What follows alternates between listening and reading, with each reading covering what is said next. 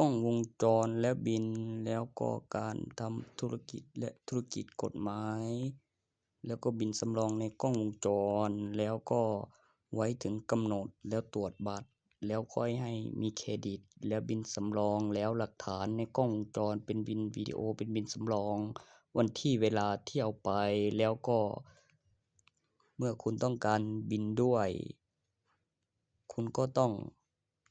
มีหลักฐาน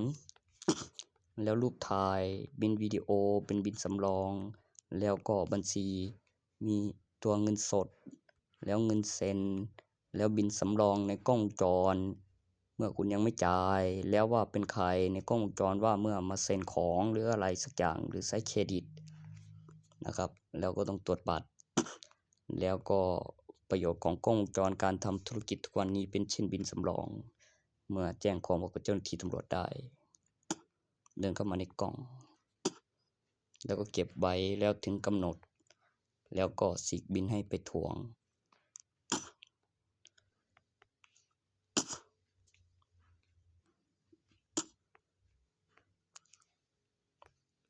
ตัวแจ้งความตำรวจได้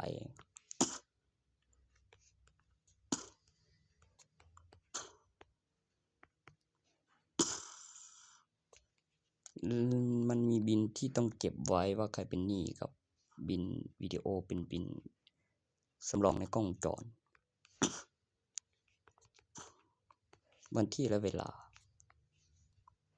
ธุรกิจค้าขายในเมือง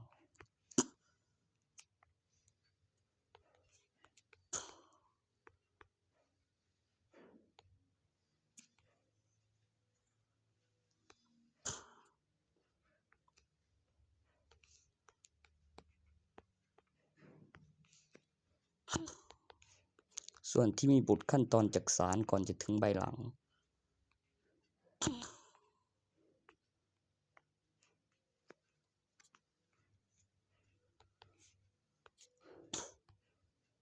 สำเนาแจ้งเกิดชื่อบิดามารดาเพื่อแจ้งหา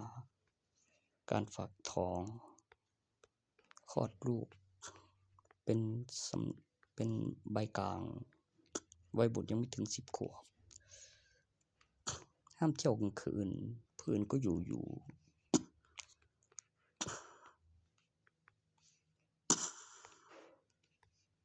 คำอธิบายสู่การพักผ่อนเวลาฟื้นกำลังแล้วก็ใบทะเบียนบ้านบัตรประชาชนความสำคัญของบัตรประชาชนที่มาที่ไปกฎหมายหมายตามจับ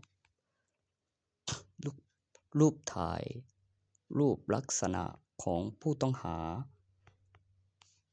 ที่เข้าไปสืบแล้วออกหมายบ้านเลขที่กำหนด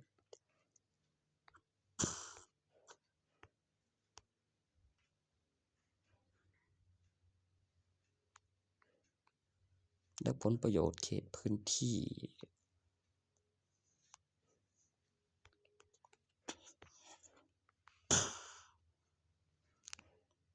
ไปบำบัดจบอยู่แต่เยาวชนไปอยู่10 ปีกับผลอีก12 ปีพยานเป็นสำนักงานคุมประพฤติ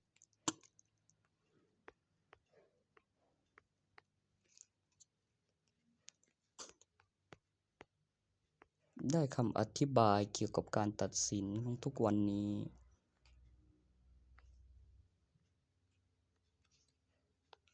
แล้วก็โรงพยาบาลสำนักงานคุมประพฤติ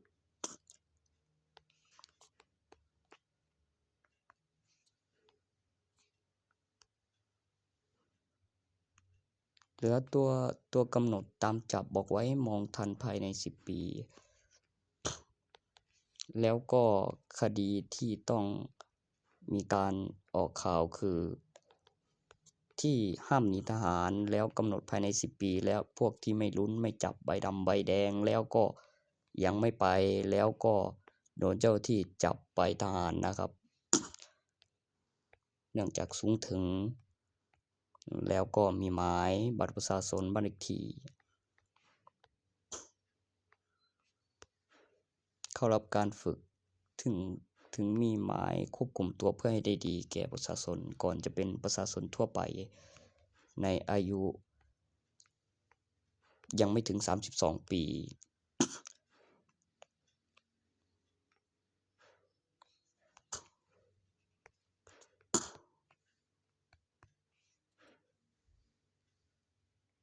จะไปทหารจริงเนื่องจากมันยังไม่ไปทหาร